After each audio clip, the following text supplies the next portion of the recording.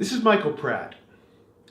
Today I'd like to review Julie McIntosh's 2011 book, Dethroning the King, The Hostile Takeover of Anheuser-Busch, an American Icon. Over the course of the last century, American business has launched many globally famous brands. Some names immediately come to mind: Apple, Microsoft, Coca-Cola, Boeing, McDonald's.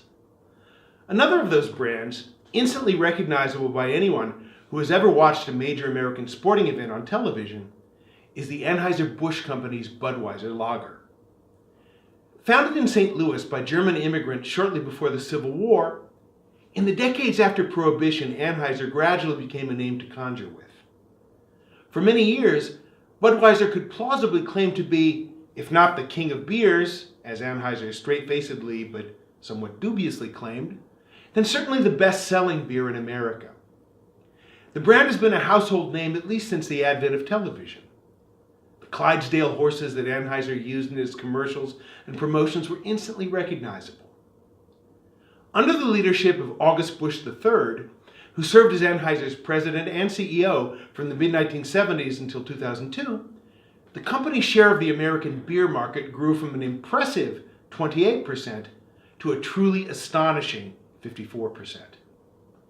Yet within 2 years of the assumption of control by August III's son, August Busch IV, in 2006, Anheuser's board quickly acquiesced, almost without a fight, to a hostile takeover by the Belgian-Brazilian brewing company InBev.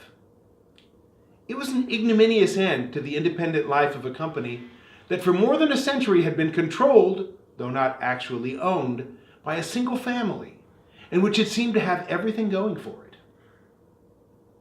What happened?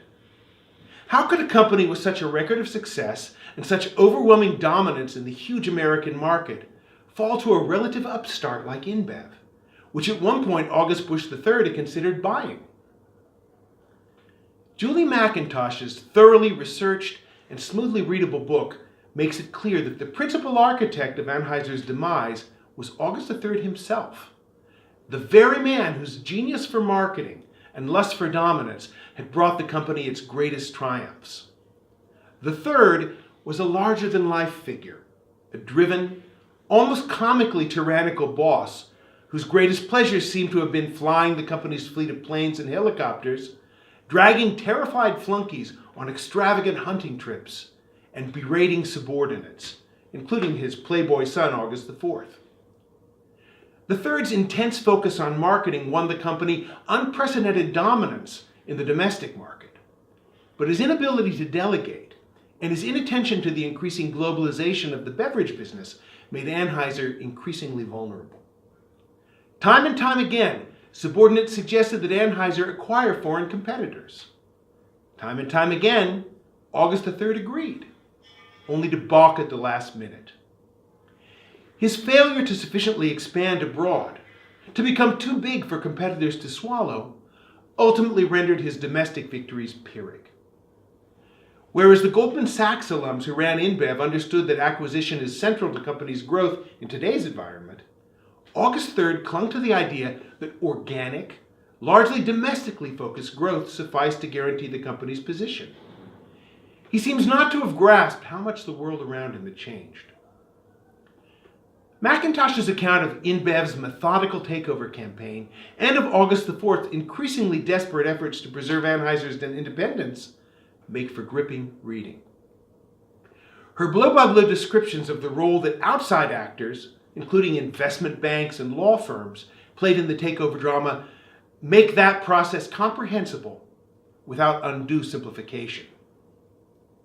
On a human level, her account of how August III first promoted, then relentlessly undermined his underachieving son makes one feel positively fortunate not to have had a brewing tycoon for a father.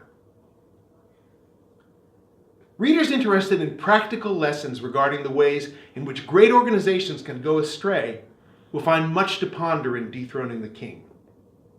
However, the book should be equally appealing to anyone who's interested in recent history or even just in good stories. I heartily recommend it.